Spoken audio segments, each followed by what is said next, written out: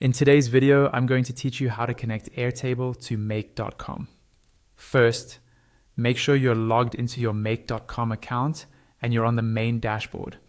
This is the central place where you manage all your automations, called scenarios. From here, we're going to set up a new connection to Airtable so Make can read and react to changes in your Airtable base. On the dashboard, look for the section or menu item labeled Scenarios and click it. This takes you to a list of all the scenarios you've already created. If this is your first time, the list might be empty, and that's totally fine. Next, click on the button that says Create Scenario.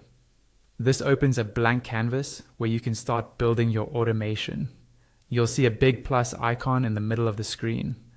Click that to add your first app. In the list of apps that appears, search for and click on Airtable.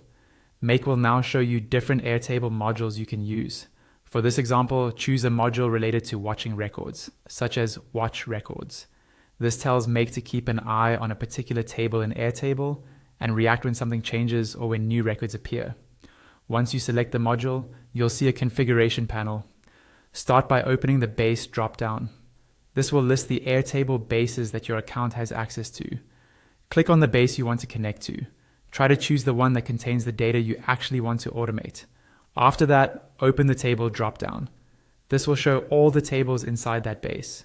Click on the specific table you want. Make to watch, for example, a table with leads, tasks, or projects. Now open the trigger field dropdown. The trigger field is usually something like a last modified or created time field that Airtable uses to detect changes. Click on the available trigger field that makes the most sense for your workflow. Next, open the label field dropdown. The label field is simply the field Make will use as the main name for each record, so you can easily identify it in logs. Pick a field like name or title that clearly describes each record and click on it. When you're happy with these settings, click on Save in the module configuration. If you see an option related to which records to watch, choose All so the scenario considers every record, then click Save again to confirm that choice. Finally, to make sure everything works correctly, click on Run Once.